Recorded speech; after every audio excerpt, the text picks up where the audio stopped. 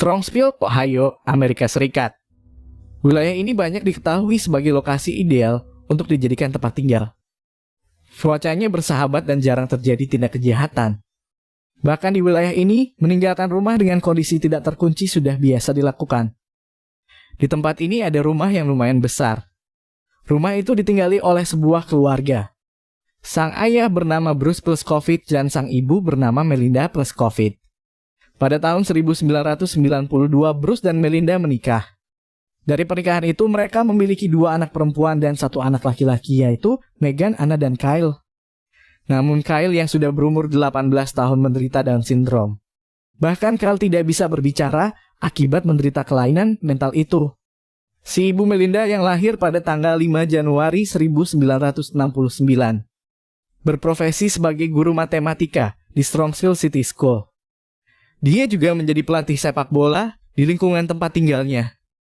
Melinda dikenal baik hati di lingkungan tempat tinggal dan sekolah tempat dia bekerja.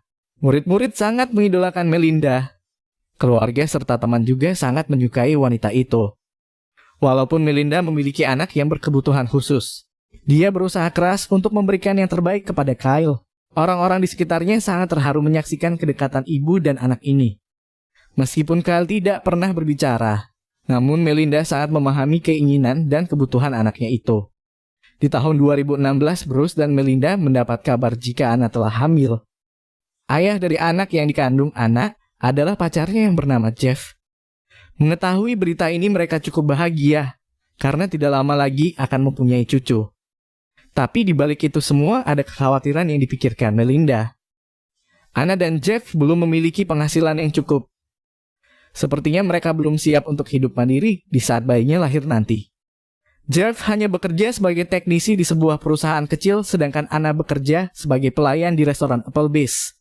Atas dasar kekhawatiran itu, akhirnya Melinda menawarkan kepada Jeff dan Anna untuk tinggal di rumah mereka, sampai nanti mampu membeli rumahnya sendiri.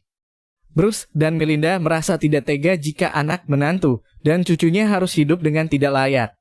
Anna senang sekali mendapat tawaran ini dari ibunya. Beberapa bulan berlalu, akhirnya Anna melahirkan seorang bayi perempuan.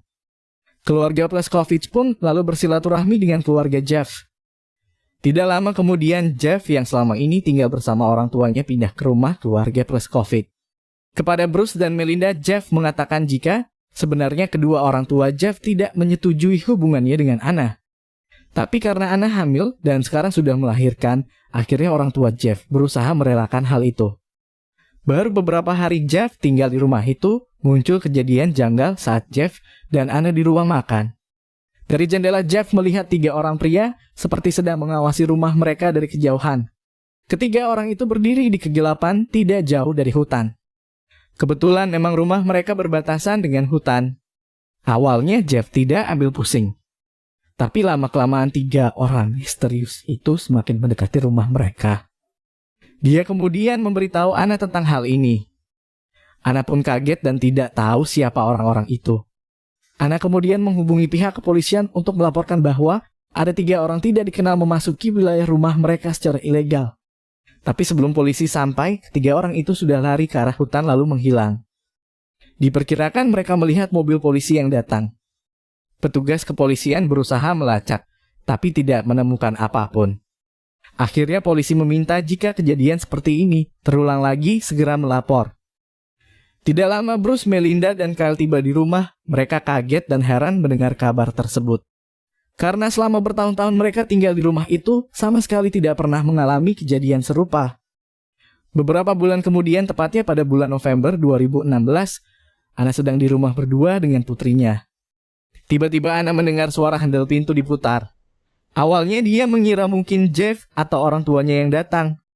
Tapi sewaktu dia berdiri, dari jendela Anna melihat pria misterius sedang berdiri di sana. Dengan sangat panik, dia lari ke kamar di lantai atas sambil menggendong putrinya. Anna mengunci pintu lalu menghubungi kepolisian. Dengan cepat polisi tiba di tempat kejadian. Hasil investigasi tidak ditemukan tanda-tanda bahwa ada orang yang berusaha masuk ke rumah itu secara paksa. Polisi lalu menyampaikan kepada Anna, "Kejadian ini tentu membuatmu ketakutan. Tapi kami tidak menemukan apapun. Jadi tolong kunci semua pintu dan jika terjadi lagi hal serupa, segera hubungi kami. Setelah petugas pergi, Anna langsung menghubungi Jeff dan orang tuanya. Dengan cepat mereka pulang ke rumah. Begitu sampai Jeff, Bruce, dan Melinda sangat kaget atas kejadian yang dialami Anna. Akhirnya mereka mulai berpikir apa kejadian kali ini berhubungan dengan 3 orang misterius yang dulu mengganggu mereka. Keluarga ini sangat heran, sebab selama ini mereka merasa tidak punya musuh. Bahkan orang dan kerabat di sekitar sangat senang bergaul dengan mereka. Apalagi Melinda sudah dianggap sebagai seorang ibu yang inspiratif di lingkungannya. Mereka memandang Melinda sangat luar biasa dalam mengurus Kyle. 2 kali mengalami teror kehidupan keluarga plus COVID jadi tidak tenang. Setiap memasuki malam hari kecemasan mereka akan semakin meningkat. Beberapa bulan kemudian apa yang mereka takutkan benar-benar terjadi. Pada Januari 2017, mobil Bruce yang sedang diparkir di luar, kacanya dipecahkan oleh seseorang dan laptopnya diambil pelaku. Bruce langsung melapor kepada pihak kepolisian. Tapi untuk kesekian kalinya, polisi tidak bisa memberikan titik terang atas gangguan yang diterima keluarga plus COVID. Bahkan kali ini sampai merusak dan mencuri barang. Pasrah. Hanya itu yang dirasakan keluarga plus COVID, mereka benar-benar tidak bisa berbuat apa-apa. Kemudian saat malam hari di bulan Juli, Anna, Jeff, dan putrinya sedang ada di rumah. Anna kembali melihat 3 pria misterius sedang mengawasi rumah mereka dari kejauhan. Mereka berdiri di tempat yang sama seperti kejadian dulu. Sambil gemetaran, Anna memberitahu Jeff dan memintanya melakukan sesuatu. Anna kemudian menghubungi pihak kepolisian. Di saat yang sama, Jeff berjalan ke arah pintu sambil membawa senter. Saat Jeff sampai di luar rumah, 3 pria misterius itu langsung lari ke arah hutan dan menghilang. Begitu sampai di tempat kejadian, para polisi langsung melakukan investigasi besar-besaran. Tapi tetap saja tidak menemukan apapun. Tidak ada petunjuk satupun yang polisi temukan. Lagi dan lagi untuk kesekian kalinya keluarga plus COVID pasrah, tidak bisa berbuat apa-apa. Sebulan berlalu, yaitu pada bulan Agustus. Melinda, Kyle, Anna dan putrinya sedang ada di rumah. Anna mendengar suara orang sedang berusaha membuka jendela. Dia pelan-pelan mengintip dari balik tembok. Ternyata ada 2 pria sedang berusaha membuka jendela. Anna langsung teriak. Kedua pelaku kemudian lari menjauhi rumah itu. Teriakan Anna terdengar oleh Melinda dari lantai 2. Melinda kemudian langsung menghampiri anak dan cucunya. Anna terlihat sangat ketakutan, bahkan putrinya menangis sangat keras. Melinda benar-benar kebingungan atas apa yang terjadi dan siapa pelaku sebenarnya. Mereka kemudian menghubungi lagi pihak kepolisian. Tapi sama saja seperti yang sudah-sudah, polisi tidak bisa menemukan petunjuk satupun. Lalu, pada bulan September, kunci mobil Melinda tiba-tiba saja hilang. Dan malam harinya, keluarga ini terganggu lagi akibat suara alarm mobil berbunyi. Selang beberapa hari setelahnya, giliran ban mobil Bruce ditancap paku. Karena sudah sangat terganggu, akhirnya Melinda menulis postingan di Facebook. Sangat sulit untuk tidur. Siapapun pelakunya, dia masih memegang kunci mobil dan menekan alarm di jam 4.30 pagi. Serta mencoba menyalakan mobil di jam 7 pagi. Kami menghubungi petugas kepolisian lagi, OMG, jangan ganggu kami. 1 bulan setelah itu, pada tanggal 19 Oktober, Jeff sedang sendirian di rumah mendengar suara seseorang berusaha membuka jendela. Kemudian bersama anjing peliharaannya, Jeff berjalan ke arah jendela. Saat mengintip dari balik tembok, dia melihat seorang pria sedang berusaha membuka jendela. Langsung saja anjing peliharaan Jeff berlari mengejar pria tersebut. Pria misterius itu langsung kabur melihat Jeff dan anjingnya berlari ke arahnya. Kemudian Jeff menghubungi pihak kepolisian, tapi hasilnya tetap saja tidak ada. Tanggal 23 Oktober 2017. Keluarga plus COVID berencana makan bersama di restoran Applebee's untuk membahas acara pernikahan Jeff dan Anna yang akan digelar pada tanggal 28 Oktober 2017. Namun setelah berada di restoran, Melinda dan Kyle tidak ada di tempat itu. Bruce coba menghubunginya, tapi tidak ada jawaban. Tanpa kehadiran Melinda dan Kyle, acara makan bersama itu tetap dilanjutkan. Setelah selesai, Megan, Jeff, dan Bruce pamit pulang kepada Anna yang masih harus melanjutkan kerjanya. Kemudian mereka pulang ke rumah. Setelah sampai di rumah, Bruce mengetuk pintu. Tidak lama kemudian Kyle membukakan pintu. Bruce dan Jeff yang menggendong anaknya masuk. Di saat sampai dapur, Bruce menyalakan lampu. Pandangannya langsung tertuju ke lantai. Dia melihat Melinda tergeletak tidak bergerak dan bersimbah darah. Melihat hal itu sambil menggendong putrinya, Jeff lari keluar rumah dan langsung menghubungi pihak kepolisian. Southwest 911, what's the address of your emergency? Somebody's been attacked in my house. Somebody's been what? Attacked. What's the address? Home. Mel Pleskovic. Mel Pleskovic was attacked. He was attacked by whom? Do you know? She was. No, we just came home. She's on the kitchen floor. I took her son and my daughter outside. Her husband is inside with her now. So the husband attacked her? No. We just came home. You came home and found her injured on the floor? We found her in the kitchen. She's not moving. Bruce sangat marah karena selama ini sudah berulang kali melaporkan. Tapi petugas kepolisian sangat lambat hingga peristiwa ini menimpa istrinya. What's the city of your emergency? Strongsville, Ohio. We have people on the way already. What's the address? Blazing Star. I think someone killed my wife. We've had people trying to break in our house all year. Sir, I need to ask you questions, okay? Are you there right now? I just got in the door with my new son-in-law. My son was here with her. Sir, what I want you to do is walk outside and stay in the front, okay? You said she's stabbed in the back? Yeah, I don't want to... Yeah, if you don't... I think you can start CPR. I don't think she's... Her face hit the ground and there's blood. There's a pool of blood. See if she's breathing? No, she is not. Do you As think soon as I got in. start CPR? No. You know, we've asked people to watch our frickin' area. We've had people attempt to break in just this week. Sir, I don't know what's going on in this city, Sir, but this is getting done here. I understand you're upset, but can you give me your name, please? No, you Sir, people dropped them. sir, can you just take a deep breath? Is there any... This whole city's getting freaking taken over. Sir, I understand you're upset, but I need you to stay focused, okay? You don't think you can perform CPR, correct? She's in the So- kitchen. I can't believe this. Begitu polisi sampai di tempat kejadian, Melinda langsung dibawa ke rumah sakit. Tapi sayang nyawa ibu baik hati itu sudah tidak bisa diselamatkan setelah mengalami 3 tembakan dan 35 titik. Keluarga ini yakin bahwa si pelaku ada kaitannya dengan teror yang selama ini berulang kali dialami. Pada tanggal 28 Oktober 2017, hari yang rencananya akan digelar acara pernikahan Jeff dan Anna, justru menjadi hari pemakaman bagi Melinda. Keluarga, kerabat, dan teman sangat terpukul. Apalagi saat mereka melihat Kyle yang terus-menerus menunggu kedatangan ibunya. Kyle tidak mengerti jika ibu yang sangat dia sayangi sudah meninggal. Pihak kepolisian setempat melakukan penyelidikan yang sangat intensif. Kemudian kurang dari seminggu kepolisian berhasil mengungkap pelaku, lalu identitasnya diumumkan. Masyarakat benar-benar kaget dan heran. Mereka sama sekali tidak menyangka jika pelaku pembunuhan Melinda adalah orang tersebut. Investigasi petugas kepolisian dimulai sesaat setelah peristiwa itu terjadi. Polisi langsung menginterogasi orang-orang terdekat Melinda. Bruce menjadi orang pertama yang dimintai keterangan. Bruce mengungkapkan, sewaktu di tempat kerja dia menerima pesan SMS dari Melinda. Istrinya meminta Bruce untuk datang ke restoran Brook Kettle. Namun sepertinya SMS itu bukan hasil ketikan Melinda karena gaya bahasanya berbeda. It was kind of weird. I was at my desk, and that's when I got the test to meet me at the Brook Kettle.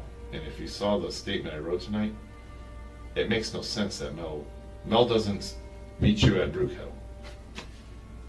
Mel doesn't send texts like that. We always, our thing is we go out, since we both work, we go out to eat a lot. We meet up. But it's always about, hey, you want to go out to eat? You want to go out, or you want to eat at home? Or we go back and forth. We always take a while because we don't know what we have taste for. And you'll see the statement that I wrote. In hindsight, I realized that statement makes no sense, and I don't think she typed that to me. In hindsight of all that happened to me, that makes no sense to me. Walaupun merasa janggal, Bruce tetap menuruti permintaan tersebut. Kemudian dia dihubungi oleh Jeff. Jeff mengatakan jika tempat acara makan malam dirubah ke restoran Applebee's. Lalu jam 7 malam sesaat tiba di restoran. Bruce melihat Jeff duduk bersama putrinya. Dia lalu menanyai Jeff kenapa Melinda dan Kyle belum datang. Jeff berkata jika sejak siang dia tidak mendengar kabar dari Melinda. Bruce coba menghubungi tapi tidak ada jawaban dari Melinda. Walaupun perasaannya tidak tenang, makan malam tetap dilanjutkan. Tapi Bruce juga meminta agar setelah makan malam selesai mereka segera pulang. Sebelum perjalanan ke rumah, Bruce merasa ada yang janggal. When we left Applebee's, You guys walked out together? yeah, we walked out together. And he said he grabbed he needed some gas in the truck, so he grabbed some gas from his dad's house. It's like he has these big 5-gallon gas cans, and it's a big orange one, like we. Dia merasa kalau Jeff terlalu santai. Kenapa dalam situasi yang mengkhawatirkan Jeff malah mengisi bensin? Semestinya itu tidak perlu, karena bensin masih cukup untuk digunakan sampai ke rumah. Why would he grabbed a gallon, he said he grabbed that 5-gallon gas out of his dad's garage and grabbed it to fill it up. Begitu sampai di rumah, Bruce melihat lampu di dalam rumah menyala. Mobil Melinda juga terparkir di halaman. Dia merasa ada sesuatu yang terjadi. Di saat dia mengetuk pintu, Kyle muncul. Tapi ada yang berbeda dengan Kyle, biasanya wajah Kyle terlihat ceria. Tapi kali ini wajahnya murung. Tidak lama, Bruce tahu kenapa Kyle terlihat sedih. Kepada petugas, Bruce juga mengatakan jika Jeff pribadi yang banyak bicara dan sering tidak menepati janji. Malahan Jeff pernah mengatakan sudah membeli rumah tapi tidak terbukti sama sekali. Berdasarkan keterangan Bruce ini, akhirnya polisi melakukan penyelidikan. Kemudian polisi benar-benar menaruh kecurigaan kepada calon menantu mendiang Melinda itu. Selanjutnya petugas memanggil Jeff untuk dimintai keterangan. Kepada polisi, Jeff menerangkan bahwa saat masih di rumah, Melinda berkata jika dia tidak bisa datang ke acara makan malam karena ada janji bertemu dokter. Kemudian Jeff berangkat bersama putrinya sementara Melinda dan Kyle tetap berada di rumah. Dalam perjalanan, Jeff berkata sempat mampir ke rumah Bibi dan juga ke rumah orang tuanya sebelum menuju ke restoran Applebee's. We were gonna all meet for lunch. No, not lunch, dinner. And we were going to go to Applebee's, and then we were all meeting there. Who's all? Me, Mel, Bruce, Anna's gonna be serving us, Kyle's gonna be there. And then she asked if my mom could be there, because I talked about trying to get them all together. Then she said she didn't want to do it, she had other stuff to do. And then she said she was going to the doctor for something with her foot. Tapi tanpa Jeff sadari, polisi sebelumnya sudah melakukan investigasi. Petugas mengetahui dengan detail posisi Jeff sesaat sebelum kejadian. Okay, I just do something that was not. That's the beauty of technology and phones and surveillance cameras. It doesn't lie. A to B, run out of gas when someone came and helped you. So now, not only Who she got home? I don't know. Mulanya Jeff tidak mau mengakui perbuatannya. Tapi bukti-bukti yang diperoleh petugas menunjukkan semuanya. Di dalam mobil Jeff, polisi menemukan senjata tajam yang masih ada darah Melinda. Polisi juga menemukan celana Jeff yang berlumuran darah.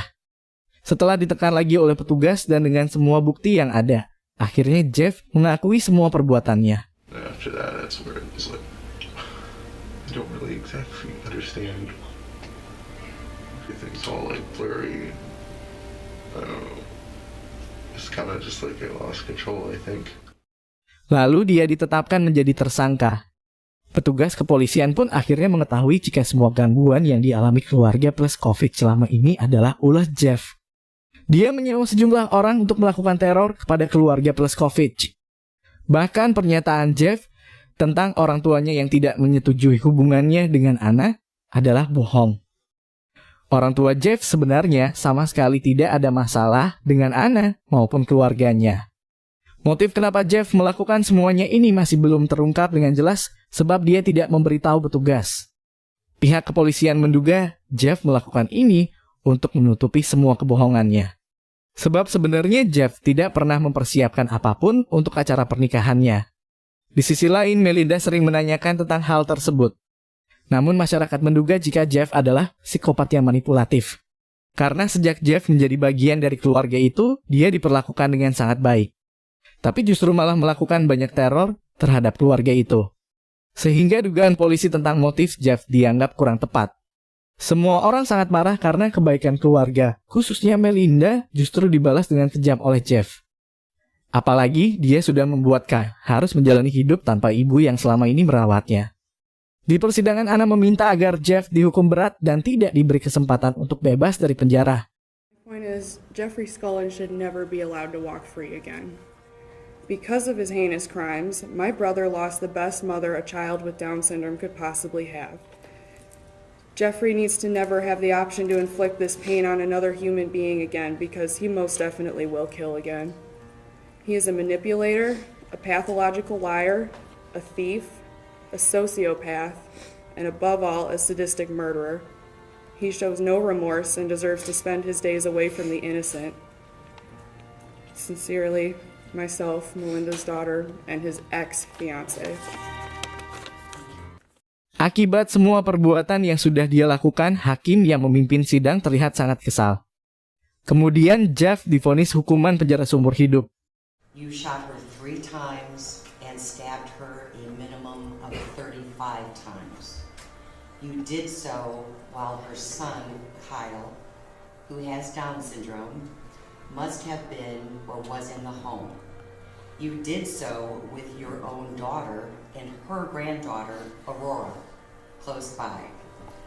Then you had the audacity to sit down for dinner with her husband, Bruce, at Applebee's, where their daughter, Anna, worked.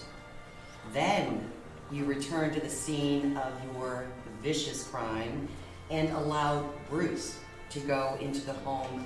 You've not shown any remorse to anyone throughout this process. And what I think so tragic is that Mel's son, Kyle, does not understand where she is and continues to look for his mom every day.